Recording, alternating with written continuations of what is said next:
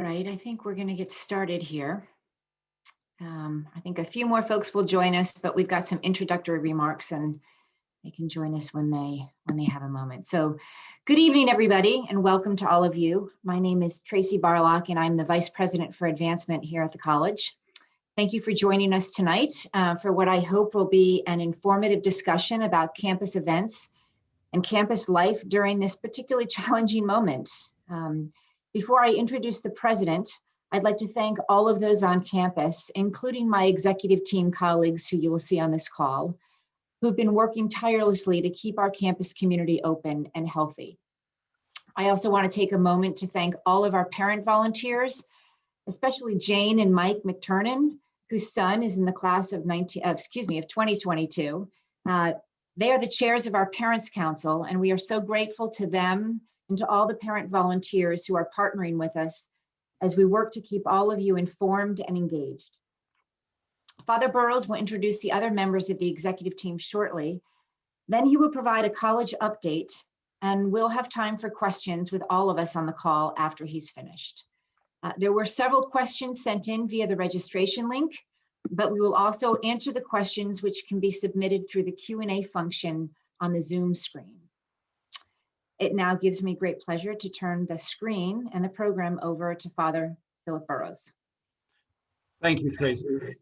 I'm really happy to spend this time with you this evening as we launch Family Week. We have a great week of events planned, and I hope you've had a chance to look at the schedule, which you can find online. And while these events this year are necessarily virtual, we're pleased to offer these windows into your students' experience and opportunities to hear from our faculty and staff who help your students to learn and to grow. I want to take some time tonight to share a few reflections with you, give you an update on campus events and highlights, and then ask my executive team members to join me for Q&A session afterward. But first, I want to extend a very warm welcome to the parents of the incoming class of 2025. This is just the beginning of many wonderful years ahead of engaging the college and our supporting you and the development and education of your daughters and sons. So now I'd like to introduce the members of my executive team, and we're all going to come up in just 1 second on the gallery view. I'd like to begin by introducing someone you just heard from, Tracy Barlock, who is our Vice President for Advancement and a past parent. And now I'd like to introduce Marcus Blossom, the Director of Intercollegiate Athletics, a future parent. Jane Kaur, Chief of Staff, a past parent. Margaret Friege, Provost and Dean of the College, also past parent. Dottie Halver, Vice President for Finance and Administration and the current parent of 2 students at Holy Cross. Marissa Gregg, Vice President for Communications and Marketing, a future parent, which totally isn't quite right, is it? When I keep calling you all future parents, you have kids, they just aren't here yet. And finally, Michele Murray, our Vice President for Student Affairs and Dean of Students, and also a future parent.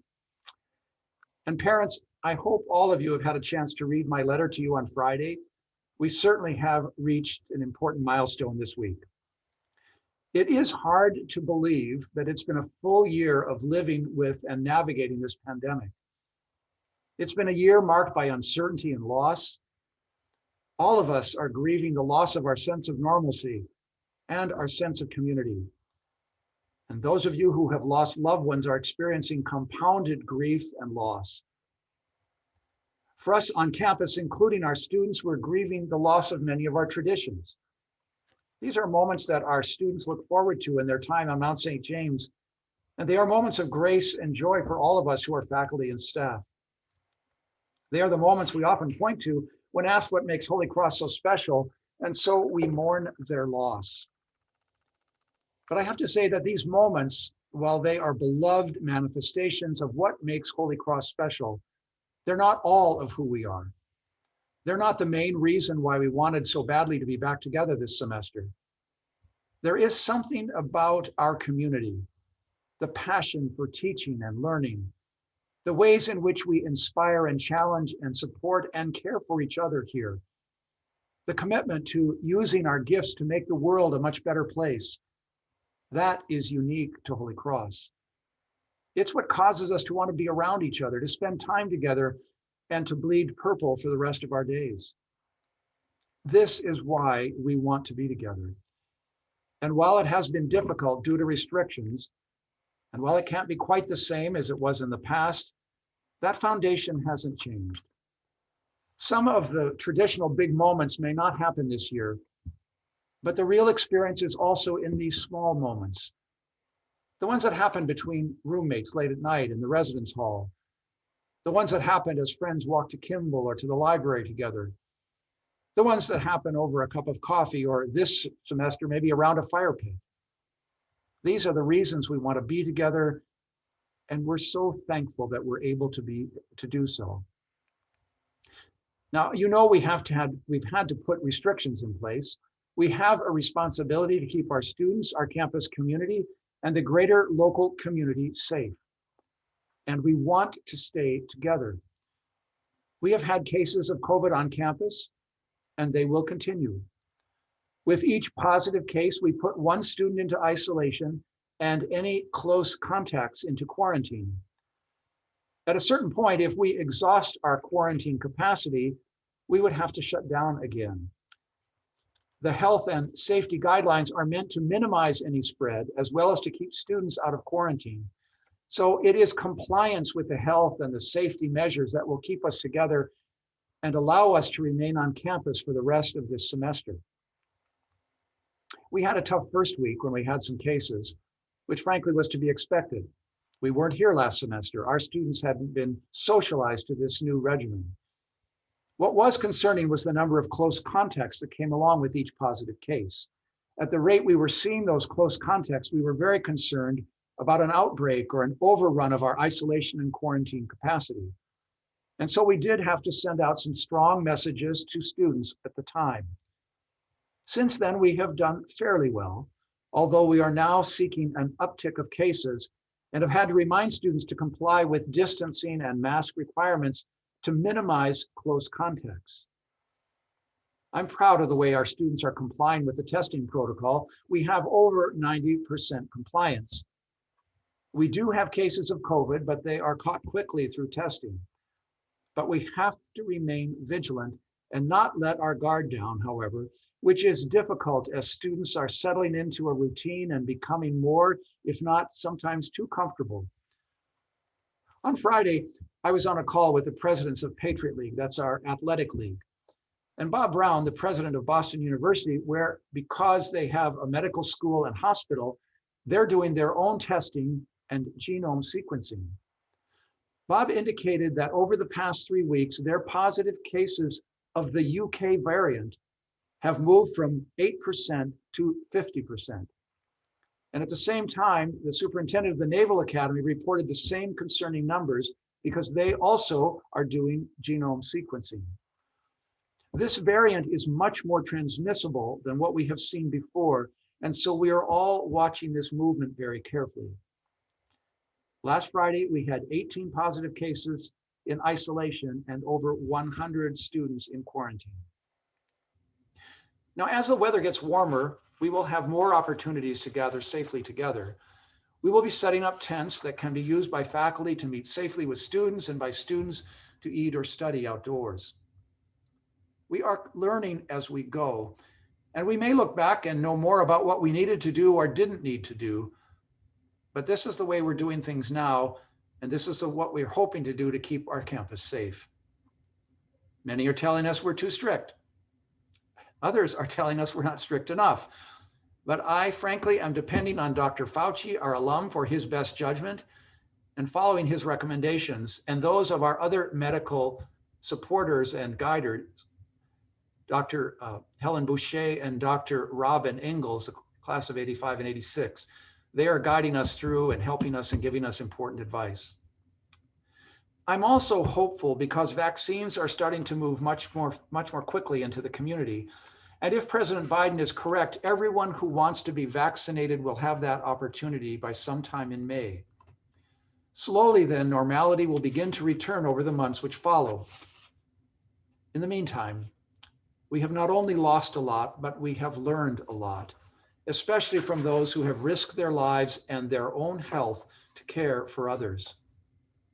We have seen remarkable heroism, generosity, and compassion, and many of us have become more creative, resilient, and disciplined than ever before. I am in awe of our students, faculty, and staff who have risen to the occasion and led us forward under very challenging and difficult circumstances. Heroes all. So now I would like to share some updates about what's happening on campus. And I'm really not going to talk too much more about our COVID response. I know that you have been receiving information weekly on testing and our positivity rates. And I really am proud of how our students have been moving through this semester with all its ups and downs. Our computer dashboard can give you updated information about positivity rates and our current alert code. By now, you are all aware that the Board of Trustees has named my successor, Vincent Rougeau, the current Dean of the Law School at Boston College. Vince's scholarship is on the relationship between Catholic social teaching and the law, and he is a seasoned administrator from his work both at Notre Dame and now at BC. Vince is the husband to Dr. Robin Cornegay Rougeau, and they are the parents of 3 grown sons, 2 BC graduates, one of whom is a musician, and the other in law school at Georgetown, and their youngest is a sophomore at Brown. Vince will not only be our first lay president, but like our first valedictorian many years ago, James Healy, Vince is Black. If you were able to see the interview where our board chair, Rick Patterson, engaged Vince, you will realize that Vince is smart, warm, articulate, and extremely engaging. And we are very blessed to welcome him to Mount St. James. Now, the Joanne Chenard Luth Recreation and Wellness Center, which we're affectionately referring to as the JO, is now complete. The facility sports courts are currently being used as our testing center because we can't have intramurals anyway at this time. And today, the fitness areas are open for student recreational use. As you can imagine, it was quite a task to train staff on the new building, COVID cleaning protocols, and a new reservation system. But I am happy to report, having visited it this afternoon, that students are now using this beautiful new facility that we have been eagerly awaiting. The Prior Performing Arts Center is also making significant progress. We're now estimating that in early 2022, there will be a campus opening in January or February, with an expected public opening in the fall of 2022. Now, given the complexities of this building, especially around its extraordinary technical components, there will be several months of what they call in the industry, I guess, tuning of the building and getting it ready for occupancy. Now, our students have been adjusting to life on campus, and even under current restrictions, have been participating in the regular aspects of student life. They've been taking advantage of the fire pits outside and the outdoor ice rink and finding joy in outdoor walks with friends across the campus. Of course, we're all ready for warmer weather to arrive and when we will have tents on campus to support more outdoor programming. But I am told that in a few days, we're going to have a couple of days that are in the low 60s, and it'll be wonderful to see more students outside enjoying the fresh air and the warm temperatures. The McFarland Center on campus is running a series of programs to engage students, faculty, and staff, and many of you, or all of you as well, with some compelling issues that we're facing as a nation. This will include a series on dismantling structural racism that feature our alumni who are working on these issues in a variety of contexts. Another series titled Repairing the Fabric of Our Nation that features faculty, alumni, and outside speakers discussing topics such as the role of social media, that conversation was this past week, America's place in the world, and how Catholics and Christians might contribute to a restoration of public life. Another series, Thinking in a Post-Truth Age, is addressing epistemic challenges our country faces as we confront the rejection of evidence-based reasoning and science, and what our responsibilities are as an institution of higher education. Speaking of accomplishments that are in our academic realm, I'm really pleased to announce that we have 25 students this year who have been identified as Fulbright semifinalists. That's a great tribute to our faculty and those who help prepare them for this competition.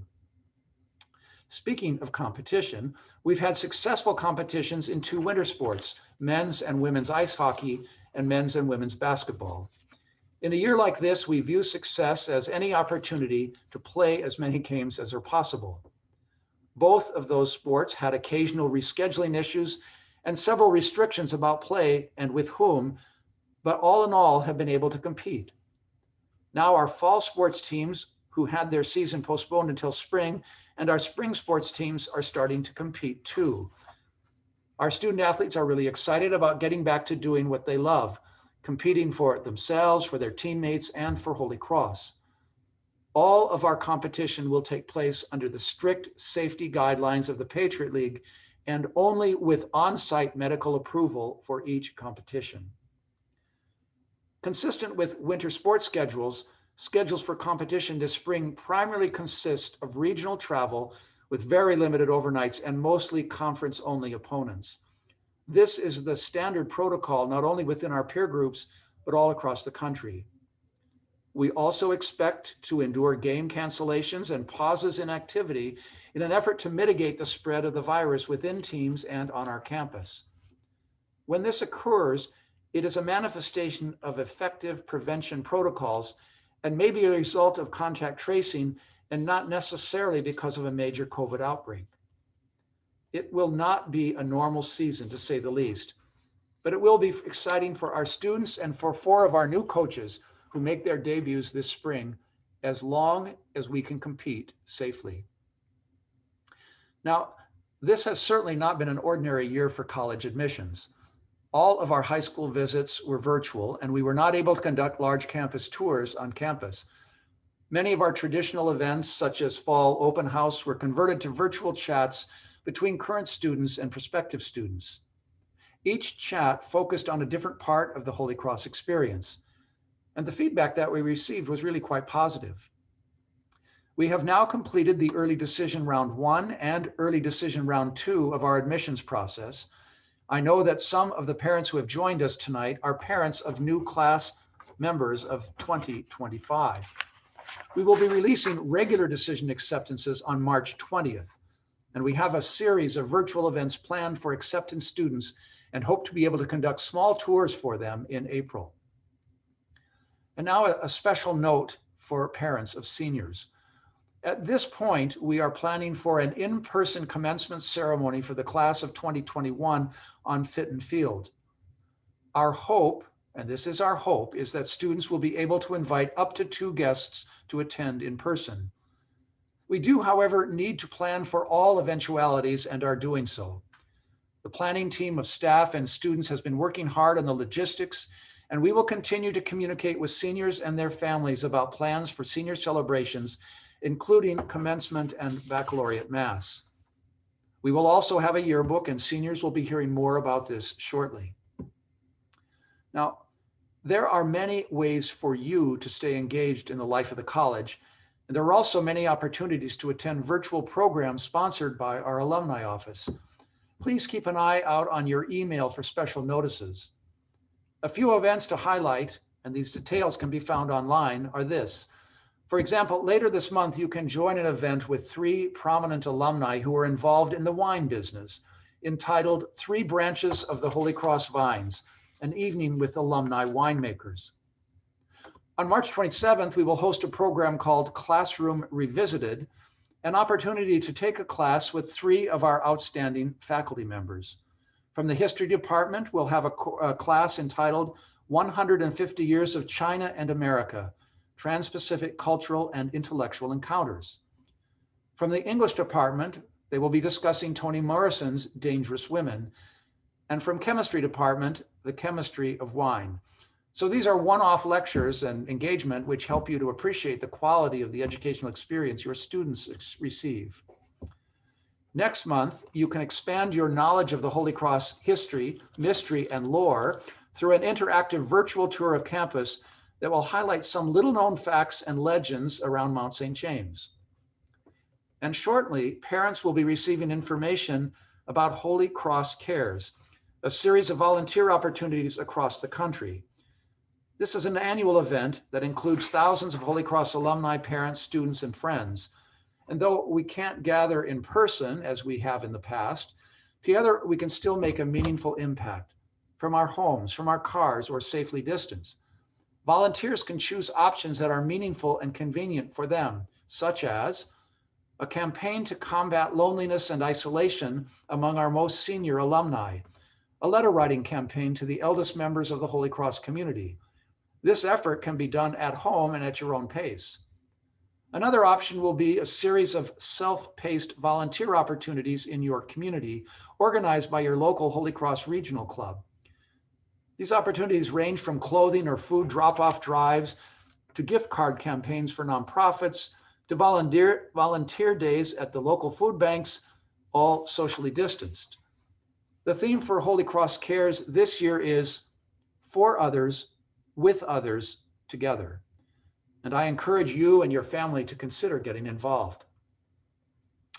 And last month, we announced that the college had received the largest estate gift in our history. We're using this incredible donation to incentivize support specifically for financial aid. We have launched a campaign called For Hope and Access with a goal to raise $40 million for scholarships. And we're seeing significant interest from donors, and to date we have raised approximately $8.7 million toward this $40 million goal. This is a matching program when you give towards financial aid, and if you go online, it's all explained there. And this will be an 18-month-long effort. In closing, let me say that having served the college as a board member for almost 14 years now, and as president for almost 9.5 years, it has been both an honor and a privilege to have given these years of my life to the College of the Holy Cross. As my time here quickly comes to a close, I want to thank all of you for your support, your care, and your concern. I want to thank my extraordinary executive team, our dedicated faculty, our generous staff for their truly selfless commitment to the college, and to our students, our parents, and our alums. And the commitment, spirit, and generosity of our alums has been overwhelming.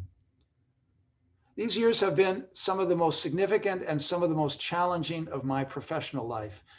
And I am both proud of all that we have accomplished, and I clearly recognize that Vince Rougeau will have a new set of realities to engage very soon. But I do strongly believe in God's provident care for us and God's desire that we all realize in our lives and work the fulfillment of all the gifts and opportunities that we have been given by God here within this very blessed community. Thank you. And now I know that we've received some questions, and I'm going to ask Marissa to join us and to share those with us. Thank you. We do have a couple questions that have come in, and we had some come in prior to tonight's webinar. So I will direct these, and I will start with Provost Frigi. Margaret, I have a couple questions for you. So first is people are wondering how the pandemic is impacting admissions and enrollment, and what the numbers are looking like for this year. So one of the things that we saw in the admission cycle is that students were taking a little bit longer to get their work in, to get their financial aid forms filed and their applications filed. So the early decision numbers, the application numbers for early decision were actually down a bit. They were down probably about 25%. But then the regular decision numbers made up that difference. And so the overall application pool is about 6,500 applications this year. That's down about 500 over last year. So not a significant decline, but a bit of a decline. As Father Boroughs said, we finished early decision 1 and early decision 2. So there are about 370 students already in the class of 2025. And the admissions office will be finishing up their decisions over the next week or so, and then move forward to admitting the students in regular decision beginning March 20th. Thank you.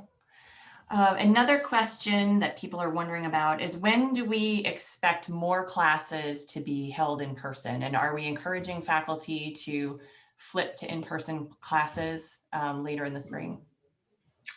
So faculty, the classes are actually in 3 different categories. So the first category is the fully in-person group.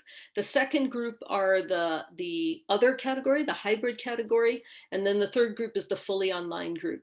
The faculty who are in the other category, the hybrid category, have begun to create in-person opportunities for students. And those are a variety of things. Some faculty members are meeting once a week with students in person and once a week online. Others are going to be meeting with students when the weather gets better and meeting outside with groups of students. As the faculty members are watching the numbers, the same numbers that we're watching, they want to find opportunities to engage students in person, but many of them are thinking about holding advising sessions and office hours in person so that they can meet with small groups of students and conduct small discussion groups. Thank you. I have a couple of questions for Michele. Thanks, Margaret. Hi. We have a question about what we are doing for first-year students in particular to help them make friends, get to know people on campus.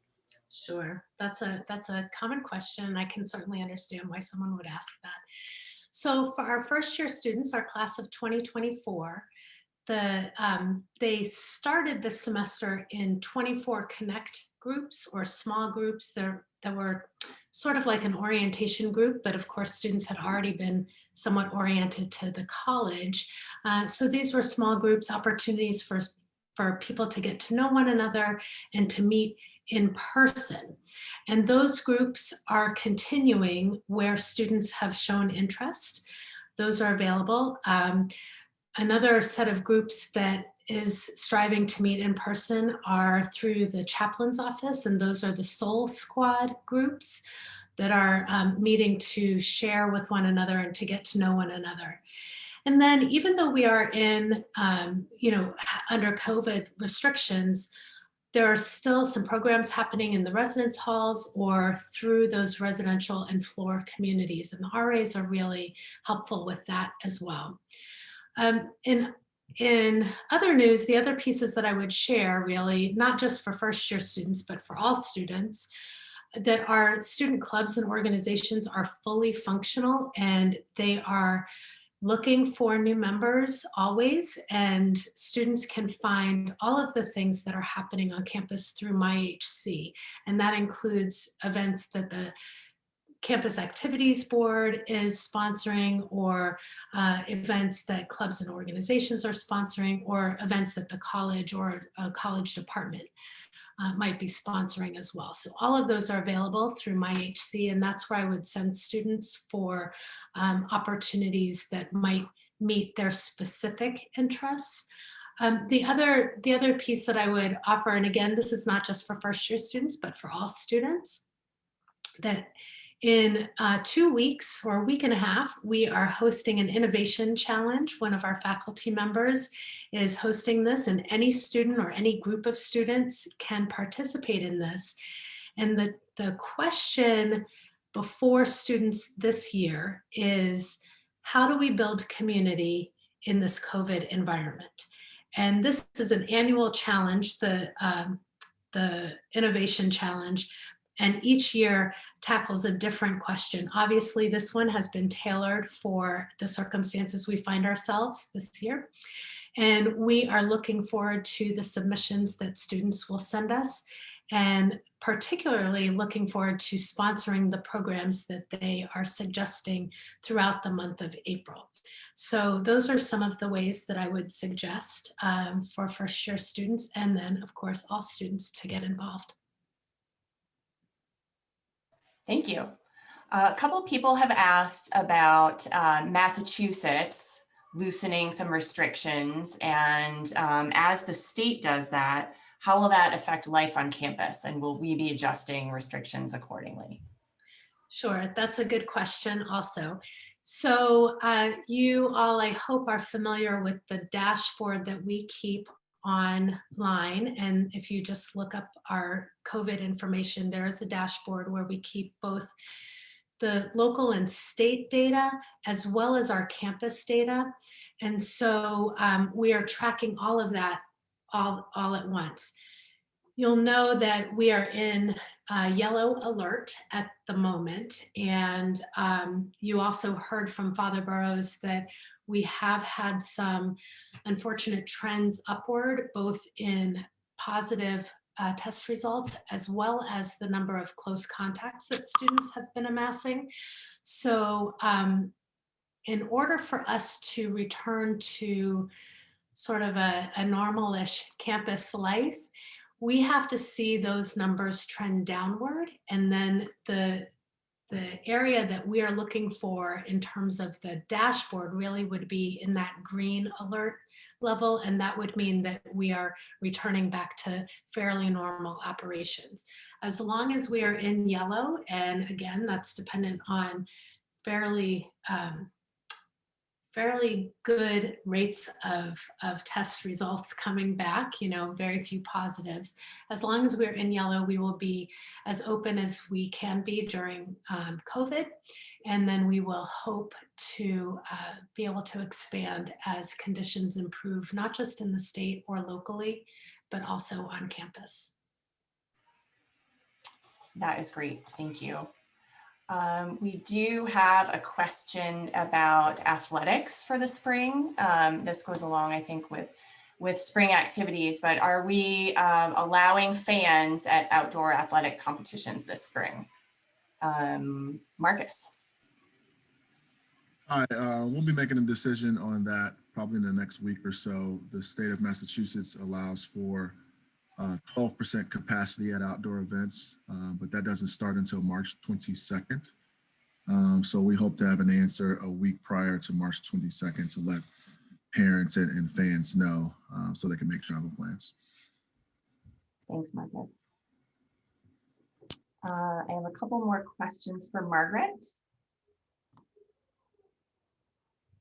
One question, again, on admissions, and does the number of students in the class of 25, will that include those who had deferred admission from the class of 2024? Does the number currently? Yes, so there were 74 students who deferred their admission from the class of 2024, and 68 of them have recommitted to coming to the college in the class of 2025. So they're included in our numbers now. We're delighted to have them. While I have you, can I ask you about classes that were supposed to be in person or that were in person? They were suspended during orange status. Have those returned to in person, or when will they? Yes, those have returned to in person. As far as I know, they've returned to in person. So and certainly the labs and the studio art courses are up and running, and the faculty members that were planning in-person lecture courses are also in person and operating now. Thank you. And then one last question. I know there were some questions we had about Dean's List last spring, and with the shift to remote, we did not have a Dean's List. Will we be noting that on transcripts that there was not, the Dean's List was not applicable in the spring for those students who would have achieved Dean's List otherwise? So I know that the registrar's office is putting in place a plan for having a notation. I don't know whether it's going to go on the transcript or whether it's going to go, certainly probably would go on the back of the transcript as a notation on the back of the transcript, but I can double check with the registrar's office on where that is. Great. One last question that just came in about class of 25. While I have you, what do we anticipate the size of that class being, or what's the goal? So the goal for the class is the same as the goal for our classes for the last several years, and that's about 820 students on day one. at the college. And so we are not, I know a number of people have asked questions about whether we're going to increase the size of that class because the class of 24 was smaller, and the answer is no, we are not. We will likely bring some transfer students into the class of 2024. And so admissions is also evaluating transfer students at this point who would be interested in coming to the college next year. Great, thank you. A question for Dottie Hopper. Can you talk a little bit, Dottie, about how the college is doing from a financial perspective as it relates to COVID? Thanks, Marisa. Yeah, so we are just updated our forecast for the current year. Our revenues are down about $30 million. So it's been a year of trying to manage operating costs, and our community has done a very good job of paying particular attention to operating expenses. I think we'll end the year with break-even result, which from our perspective is a very good result given everything that's going on. Our COVID costs for the year, so as you all know, we're doing significant numbers of tests, COVID tests during the week. We switched our providers from the fall semester to the spring semester. And in total, I think those COVID costs will run us about $9 million this year. So the costs of the testing and then some of the other equipment and supplies we've brought in. But basically a very good result at this point in the year. Thank you. We have a question about Easter break, which I think either Margaret or Michele, maybe you can answer. Can you just speak to, one of you can pop on, what was the thinking behind Easter break, and given acceleration of the virus, is it still a good idea to be sending students home? And what is the plan to kind of protect and mitigate risk around that?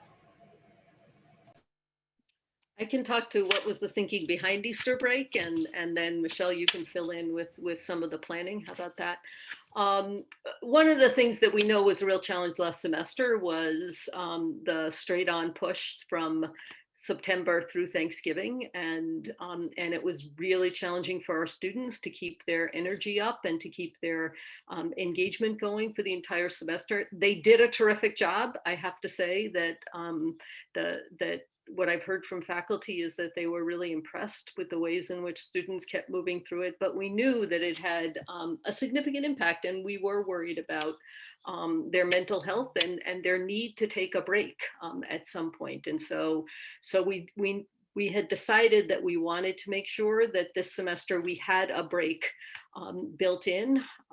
Easter, it turns out, is at a pretty good time for it to be a break. It moves around a lot, but this year having a break after about 8 weeks of classes seemed like a good time to take a break. And so that's why we built the calendar with that break in place, knowing that we would have to come up with strategies to keep them safe. And so the COVID core team has been working on developing those strategies, which includes mandatory testing when they return, and we'll keep the campus fairly calm and quiet for the week as we try to stabilize things. But Michele, you might want to say more. Sure. Thanks, Margaret. I think you covered most of it. So we do know that students need a break, as Margaret was saying, and that's clear. We will communicate with them, give them some tips if they are planning to travel, or even if they are planning to stay on campus. I do know that a number of students are planning to stay, and we need students to be as smart on these days off from classes as we are asking them to be when class is in session. And that means managing their close contacts and being careful about where they go and how they interact with others. We will then reopen the college under orange, and we will require everybody to test frequently that week that they come back. And we'll have the same kinds of restrictions in place that students might have experienced when they first arrived on campus in January, with the exception of being able to go to the library, that kind of thing. And our hope is that students will be smart, and their desire to stay for the remainder of the semester together and on campus will help them make wise choices, right? And we will do what we can to help them make those wise choices and to help them be safe, whether they are on campus or off. And actually, parents, we would encourage your participation in sharing of these messages as well, right? So that we do have a fighting chance to close the semester with everybody on campus. That is our goal, that is our desire, and we've been working diligently towards it. And we're hoping to do that, as well as give students a much needed sort of mental break in the course of their busy semester. Thank you both. You both mentioned students' mental health, and we do have a question about what we are doing to support students' mental health. Michele, could you speak to that? Sure. Well, one of the best ways to have healthy mental outlook is exercise. And so thank goodness the Joe opened today, and students have been just really eating up all of the reservations and getting their time in the Joe, which is terrific. In addition to that, we still have the whole bevy of rec loan program that you had seen in a previous email I wrote to you about. And so students can go to the kiosk in Hogan and check out all sorts of kind of outdoor activity equipment, whether for warm weather or cold weather. And students are taking really good, I think, advantage of that. It also helps that we have the outdoor rink out, and students are taking advantage of that. And as you heard Father Boroughs say, they're gathering around the fire pits. So all of those activities are really helpful for students' mental health. In addition to those kind of ways that students are socializing or letting off steam, we also have our regular supports for students who might be experiencing need of particular guidance or counseling, right? So our counseling center remains open and available. Those appointments are available for students to make by calling the counseling center. We also have 24 hours, 7 days a week from anywhere. Students can call a licensed mental health professional through a service that we have contracted called Protocol. And the number for that they can get on the counseling center website. So we have those opportunities available. And then there are a number of peer education groups that are very active, particularly this semester, in trying to help students with their own well-being management. So all of those supports are available, and we're keenly interested as you are in your students' mental health and giving them strategies for achieving that. Thank you. One more question came in about Easter break, a parent looking to support their student, I'm sure. Are we still recommending that students stay on campus for Easter break? And are we offering any campus activities over the break to keep them busy? We will have some activities over break because, like I said, I know that a number of students will be staying there, planning to stay. They are not planning to travel. For the most part, the students I'm aware of are all students who would have to travel by plane to get home. So we will have opportunities for them to gather. We learned a lot about what students are interested in during Winterfest, and we will have some of those things available, some of those kinds of activities, obviously not Winterfest because it's, Easter weekend. But those things will be available. I would just offer, again, for parents, if you can help your students make wise choices, right? So if they can be in a car to go home, if that's what they really need to do, and they want to do that, and they can be by themselves in a car, or with you, picking a student up, that we really help them limit their close contacts. And I think that would be one thing that I would offer to you. I certainly would want students to stay if that's where they felt it was best for them. And I want them to be able to go home safely if that instead was best for them. Thank you. I think it looks like maybe one last question or a couple last questions. One parent is saying that she's thankful that so many resources are available. How do we help more introverted first years find or seek out the resources? How do we pull them in? Sure, and that's where the group leaders for the 24 Connect can be really helpful. So every 24 Connect had a member of the class of 24 as a leader, as well as a junior or a senior as a leader. And those are folks who can help any sort of introverted student navigate campus. They're also people who some of our quieter students will have gotten to know. And I would highly recommend students to reach out to their 24 Connect leaders. That would be one place. Another place would be RAs. Our resident assistants are trained to really know what the resources are on campus and the different ways. And then the third way that I would mention really is MyHC. It's because it's a virtual platform. It's pretty easy to browse and kind of see what you're interested in. It's kind of a low stakes way to put yourself out there in terms of looking up different activities or student clubs or groups that might pique a student's interest. So those would be three avenues that I would suggest. Great, thank you. It looks like that is the majority of our questions, actually all the questions that have come in. Thank you everyone for joining us and for your thoughtful questions. I hope you've received the answers that you were looking for. And of course, you can always email us at thecoronavirus@holycross.edu email address with any questions. And from there, we pull the right person in to get answers for you. So feel free to do that if you have additional questions after tonight. I am going to ask Father Boroughs to come back and close us out. Thank you, Marissa. I did notice a question that wasn't answered and someone didn't know where the fire pits were. And if you know the Luth complex, it's on the east end by the skate rink. So if you were just above Figgy Hall, up in that next parking lot, it's located right there. And you'll see other students hanging out there at different times in the day and night. It's a hard time for all of us.